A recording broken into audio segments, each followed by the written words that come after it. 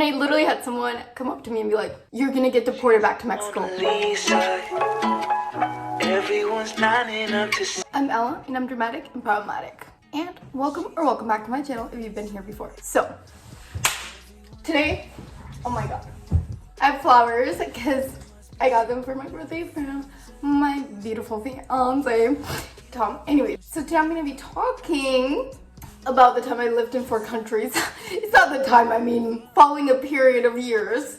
I think within like 5 years, I lived in 4 countries, 4 or 5 years, I don't know. It's fucking quick, you know. And yeah, I'm gonna get right into it. Put your seatbelt on, get some snacks, get some wine, like whatever. Okay, so to start off, I was born in a beautiful, beautiful, beautiful city called Palma de Mallorca. Oh, it's in an island. Yeah, I'm an island girl. Instead of island boy. That I know that is such an old, like it's a year ago that happened, and I am singing it now, so don't bully me. That's where I was born, that's where I lived. I never thought I'd end up in Canada, honestly. I was really privileged growing up, honestly. My parents had a lot to give me, and I had a nanny and everything, so yes, they were working a lot all the time though. It made me a bit sad. So one day, this was like, honestly guys, this was the biggest trigger for me.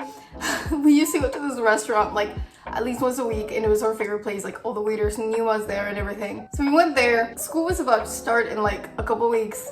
So I'm sitting there, my parents are sitting across from me, and they're like, so you're changing schools. And I was like, what? Why? I used to go to a private school, and I actually got into a charter school that was closer to us where we lived and everything. And they're like, you got into this charter school, like go there, like it's better, we don't have to pay as much, like, you know.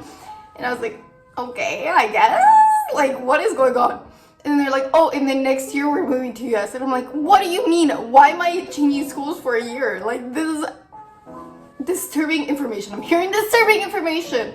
I did not like it. I was very triggered. Everyone was obsessed with Club Penguin in that school. Like, we used to like go to the computer room, and then they would give us like free time at the end of class, and everyone would play Club Penguin.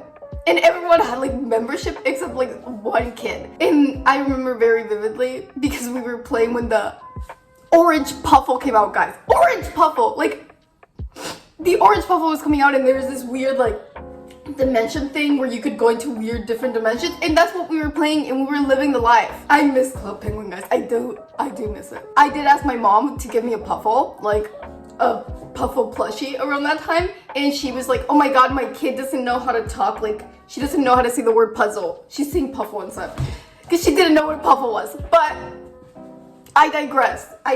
So that year went on. Around January, my dad, he moved to US by himself because he had to start doing work stuff, whatever. And it was actually because the guy who owned the company he worked at in Spain, he opened like a new business in US. And so yeah, once he moved to US with this new business, his boss was doing, he was gonna be like the boss, like the one in charge of everything, basically taking care of everything. He's not the owner, but he's the person who's taking care of the company. My mom and me were by ourselves, just waiting out the rest of the school year because they didn't want to just yank me in the middle of the school year, right? And also my mom at that time was pregnant with my little brother Dorian, who is the light of my life. And let me preface this by saying I was never the kid who slept in their parents' bed. Like, as a kid, I would always sleep on my bed. Like, I would wake up early on Sundays, I would go watch TV. I was very independent. But once my dad left, me and my mom, we shared a bed, and we would sleep like back to back, and just like I don't know, it was really emotional time for me, but we got really close, and my mom's just the best. That's kind of the underlying theme of this story. Anyways, summer comes around, and we finally moved to US. We went to Disney a couple times, and my brother's born, obviously. We were living in California, by the way, in Anaheim, which was a really nice area. I actually really enjoyed living there. I went to a pretty good, like, public school, did violin lessons with my school, and a lot of things. It really opened up my world. Like, obviously, before moving to US, my English wasn't that great. I did have a tutor in Spain because we knew we were moving, but I was like, hello? What is going on? And thankfully, a lot of my classmates were Latin, and so a lot of people were speaking Spanglish more than English in that class.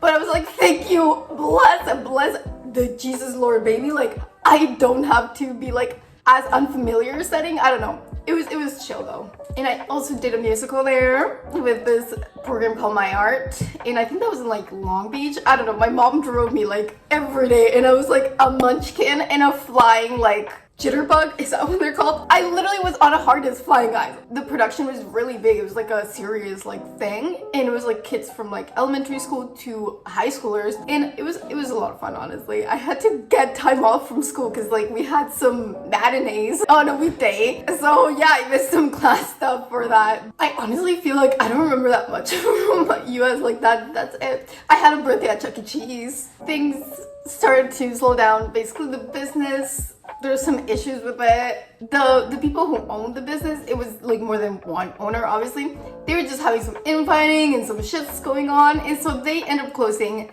the business that my dad was working for. And so we went back to Spain, but we did not go back to Mallorca. That's where my dad's from. Like all my dad's family, like since forever, ever, they come from there. I don't know. But my mom's side of the family, my grandpa is Spanish, but my grandma is from Dominican. Like my grandparents though, on my mom's side, they live in Spain. And so we moved back to Spain, but where they're from, which is in the mainland. And it was very different vibes. We were poor at that time. We were living with my grandparents in a 3-bedroom apartment. Me, my mom, my dad, my brother, and obviously my grandparents. Oh, and then my uncle lived there too. So it was 7 of us. But honestly, that's just life. You know, there's ups and there's downs. We end up moving to our own place. Like, we were only with my grandparents for a couple months. It was just not the vibe for me. I did not like my school very much. I did kind of get bullied a bit, but like, I don't know. I don't even know if I want to talk about that because like, the people who used to bully me, like, talked with them since, and they're really nice, chill people, so I don't have any, like, grudges that I hold. The person who bullied me the most at the time, like, was going through really hard stuff, which is not an excuse at all. It's not an excuse. You shouldn't be doing that to anyone, but we were in 5th grade, and I just look back at it, and I feel bad for myself because I was going through a really hard time, but I feel bad for everyone else, too, because I'm like, oh, like, things were not just what I thought, you know? I don't know if that makes sense, but if you want to hear more about those stories, like, I can talk more about it.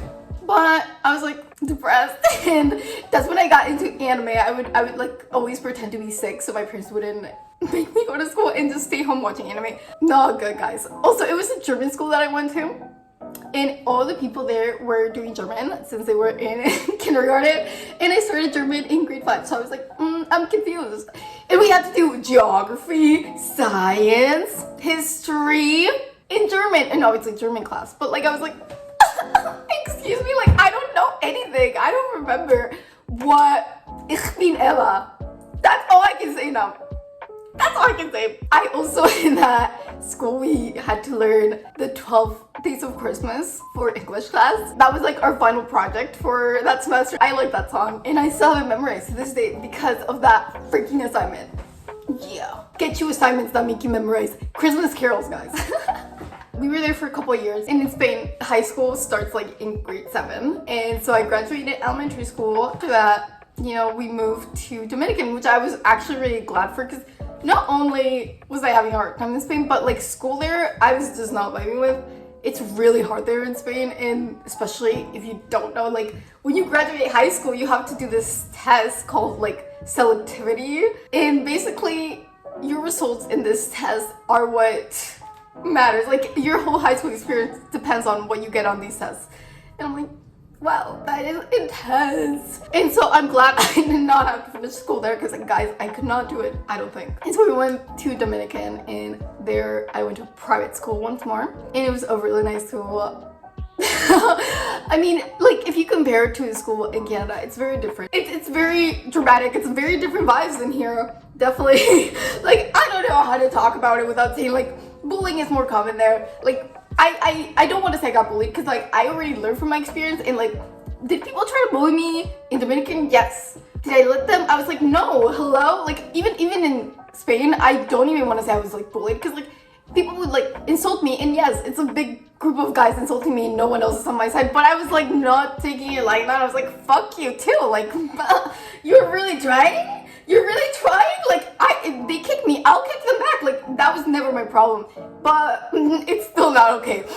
Anyways though, in Dominican, like there's a lot of tea, a lot of drama. I did some bad things. I was not the greatest kid there, but I was trying to survive. Honestly, it was like survival of the fittest there, and I learned, I adapted, you know, we all do that. I was really happy there though, because I felt like I had a lot of different friends, like the people in my grade I was friends with, but like my main friend group wasn't like the people in my grade. It was like a bunch of like mostly guys. There was like one girl in that friend group, and like my best friend wasn't part of that friend group technically, but she would come. I had a lot of guy friends back then, and like I love them. They were such great people, and like they were really into anime and nerdy stuff. That's why we became friends. And actually one of those friends was the one who got me into One Piece, which I am forever grateful for, guys. Like I got into One Piece because of that person, and if you're watching this video, Brian, like grateful. Yeah, he did spoil me of like major things that like are the biggest like plot twists in the whole manga slash anime. He spoiled me before I watched it, so fuck you for that, but thank you for everything else. I had my first kiss there. I had my first love triangle. I don't know. I was really upset when we moved, but the thing is, my mom and my dad, they ended up getting divorced when we were living there. And my dad moved back to Spain. And so my mom, she was like just living her best life and being on the apps as she should have been, because she was a single lady. She met my stepdad and I was like, I don't like him. I was like, nope. It's not because I wanted my parents to get back together or anything. Like, I just didn't like Pedro. But then he came to Dominican for the first time. And guys, I had a Nintendo, like just a little DS. I didn't have the charger, it broke. And so where we lived back then in Punta Cana, there wasn't any place to like get a charger for a Nintendo. Like you had to go to like the capital, which is like an hour away, and we're like, no. And so my mom had asked Pedro if he could get me one, and he was like, okay, sure.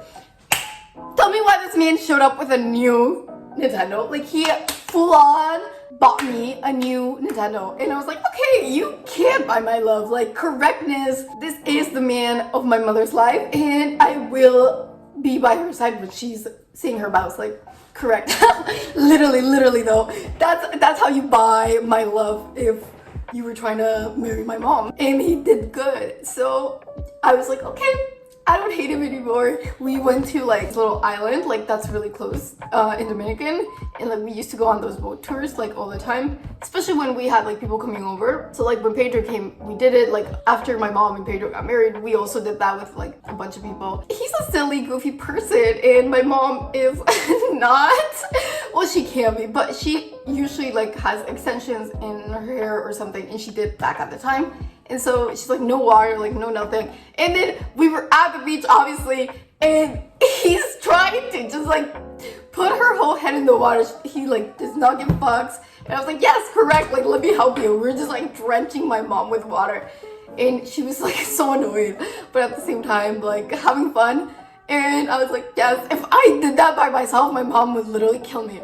Like the only reason we got away with that is because Pedro was there. Like, thank you.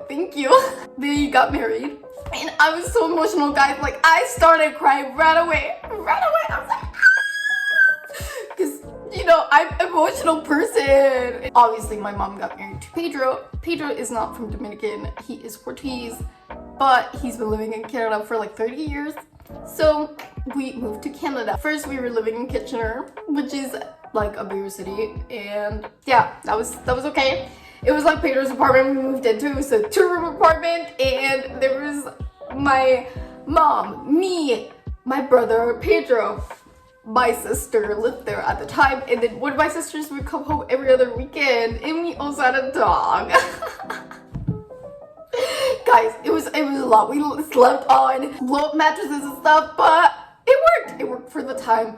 And then we went to a house in Cambridge and we lived there for a bit. My parents ended up buying a house where we live now. I won't divulge that information because we still live in this town. Yeah, and I've changed schools so many times, like I don't even know what to tell you. Like here in Canada, honestly, it's not that great. Like when I was in Cambridge, like living there and going to like high school there. This is in 2020, like the day that Trump got elected president, and I literally had someone come up to me and be like, you're gonna get deported back to Mexico. You know I'm not Mexican. Like you full on, no, I'm not Mexican. You're just racist. Why were people saying that? Like more than one person said that to me at that school, and it was very confusing. Like I'm not from Mexico. This is not US. I'm not getting deported anywhere.